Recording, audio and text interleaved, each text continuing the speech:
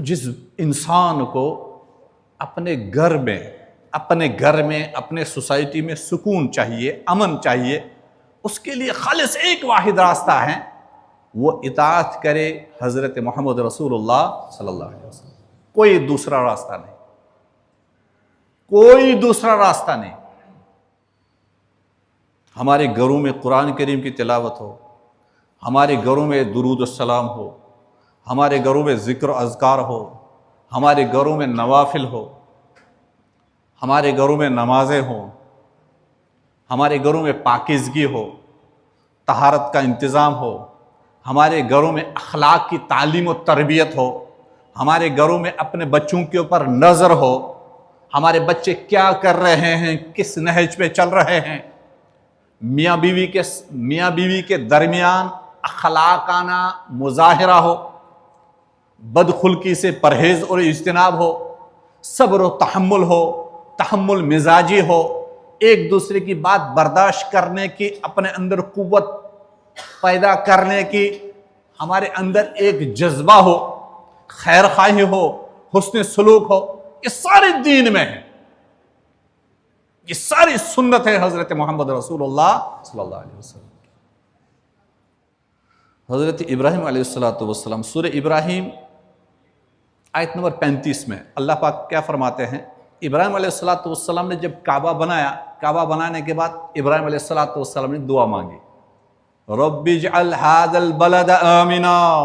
او میرے پروردگار اس شہر کو امن کا شہر بنا، اس میں امن پیدا کرنا۔ امن عظیم نعمت ہے۔ رب اجعل ھذا البلد آمنا، اے پروردگار بچوں کو بسایا، بچے کو رکھا، تیرا گھر بھی بنایا، تیرے حکم کے مطابق عمل کیا، اب اس شہر میں رہنے والے لوگوں کو امن عطا فرمانا۔ سورہ لإلاف قریش، سورہ قریش میں آیت نمبر 4، الذی اطعمہم من جوع، وہ اللہ ہے جس نے ان کو، یعنی مکہ کے لوگوں کو، الذی اطعمہم من جوع، بھوک کی حالت میں کھلایا، وآمنہم من خوف، بطور نعمت اللہ تعالیٰ اس کو ارشاد فرماتے ہیں، اور ان کو خوف سے امن عطا کیا۔ یہ امن جو عظیم نعمت ہے، اس امن اور سلامتی اور اطمینان کا پیغام قرآن نے جگہ جگہ سنایا، بطور نعمت اس کو بیان کیا، اللہ کے نبی صلی اللہ علیہ وسلم نے عملی طور پر سکھلایا، اور دنیا کے اندر امن و امان قائم کر کے دکھلایا۔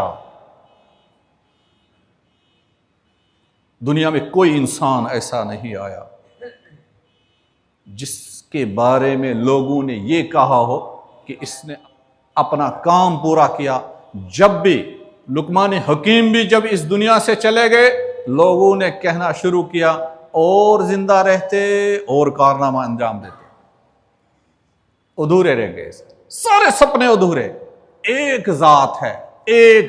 ہے، وہ ہے حضرت محمد رسول اللہ صلی اللہ علیہ وسلم، کہ جس مقصد کے لیے اس دنیا میں آئے تھے، اپنا مشن اور اپنا مقصد پورا کر کے گئے۔ حجۃ الوداع کے موقع پر 1,00,000 سے زائد صحابہ تھے، رات کی تاریکیوں میں نہیں، دن کے اجالے میں، اور لوگوں سے کہا، اے لوگو، کیا میں نے تم تک دین حق پہنچایا؟ سبوں نے بلند آواز سے بیک زباں کہا، آپ نے پہنچایا، خالص پہنچایا نہیں، کر کے دکھلایا۔ اس وقت اللہ کے نبی صلی اللہ علیہ وسلم نے انگشت مبارک آسمان کی طرف اٹھائے، اللہم اشہد، اللہم اشہد، اللہم اشہد، اے اللہ تو گواہ ہے نا، جس کام کے لیے میں آیا تھا وہ کام میں نے پورا کر لیا، جو مقصد تھا وہ میں نے کر لیا۔ اللہ کے نبی صلی اللہ علیہ وسلم نے اس وقت اعلان فرمایا، کسی گورے کو کسی کالی پہ فضیلت نہیں ہے، کسی عربی کو کسی عجمی پہ کوئی فضیلت نہیں ہے۔ اپنے گھروں میں رہنے والے خواتین کے ساتھ حسن سلوک کرنا، اپنے ماتحتوں پہ ظلم مت کرنا، اپنے بیوی بچوں کے حقوق ادا کرنا، دین کے احکامات پہ خود بھی عمل کرنا اور دوسروں تک بھی پہنچانا۔ پھر قرآن نے یہ بھی فرمایا وَالْفِتْنَةُ أَشَدُّ مِنَ الْقَتْلِ، فتنہ، بد امنی، انتشار، یہ قتل سے بھی سنگین بات ہے۔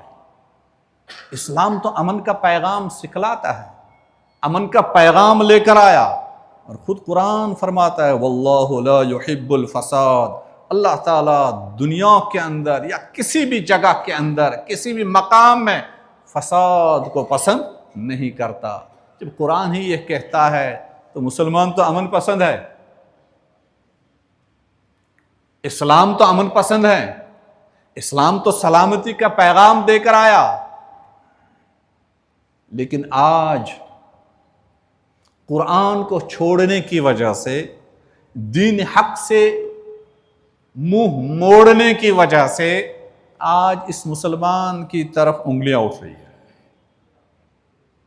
ابھی بھی دیر نہیں ہے، ابھی بھی دیر نہیں ہوئی ہے، ابھی بھی وقت ہے۔ جو جاگے سو سویرا، قرآن کو اپنائیں، حضرت محمد رسول اللہ صلی اللہ علیہ وسلم کی تعلیمات کو اپنائیں، اور اپنی زندگی جو دنیاوی زندگی ہے اس کو خوشگوار بنانے کی کوشش کریں۔ ہماری ذاتی زندگیوں میں یا ہماری اجتماعی زندگیوں میں جو ہمارے اوپر داغ لگا ہے اس کو مٹانے کی فکر کریں، اور ہم میں سے ہر ایک شخص اس کا ذمہ دار ہے۔ کوئی یہ نہ سوچے یہ امام صاحب کی ذمہ داری ہے میں بری ہوں، ہر ایک سے اس کے بارے میں خود پوچھا جائے گا آپ نے کتنی حق ادائی کی، آپ نے کتنی ذمہ داری ادا کی، کسی بھی اعتبار سے، کسی بھی معاملے کے اندر، جس فیلڈ میں آپ ہو۔